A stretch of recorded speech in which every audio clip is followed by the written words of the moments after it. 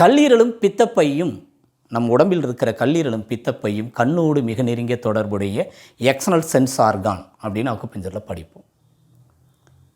அதனால தான் கல்லீரல் கொதிப்படைந்து கோபம் அதிகமாகும் போது கண் சிவந்துருது. கண்ணுக்கும் கல்லீரலுக்கும் நேரடி தொடர்பு இருக்குது. அளவுக்கு அதிகமான இமோஷ்னல் கோபம் கண்ணில் இரத்த அழுத்தத்தை அதிகரிக்கும்.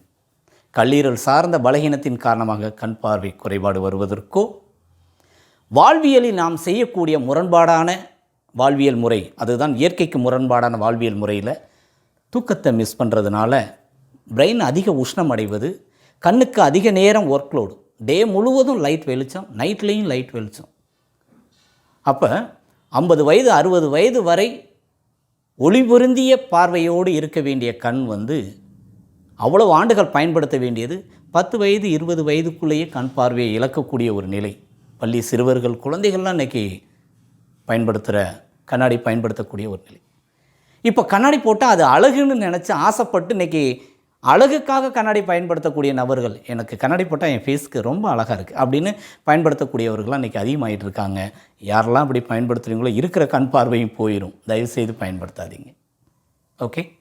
அப்போ அகக்காரணி அப்படிங்கிறதுல மிக மிக முக்கியமானது தூக்கம் குறைபாடு இருக்கக்கூடாது. அளவுக்கு அதிகமான கோபம் தவிர்க்க வேண்டும். அது கண் பார்வையை குறைக்கும், கண்ணில் இரத்த அழுத்தத்தை அதிகரிக்கும், கண் நரம்புகளை பாதிக்கும். அடுத்து அகக்காரணியில் அளவுக்கு அதிகமான மருந்து மாத்திரைகள், அதில் முக்கியமாக தூக்கத்துக்கோ, சைனஸ்க்கோ, ஆஸ்மா வீசிங் போன்ற ப்ராப்ளத்துக்கோ, ஏதாவது ஒரு பிரச்சனைக்கு நாள்பட்ட நோய்கள் என்று சொல்லி தொடர்ந்து மருந்து மாத்திரைகள் எடுத்தால் அதனுடைய நச்சுத்தன்மைகள் கல்லீரலை பலகீனப்படுத்தும், கண் நரம்புகளையும் பாதித்து கண் பார்வை குறையும்.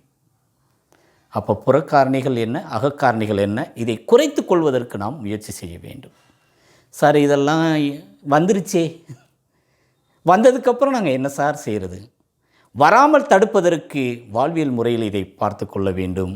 வந்ததை சரி செய்வதற்கு என்ன செய்ய வேண்டும் அப்படின்னா,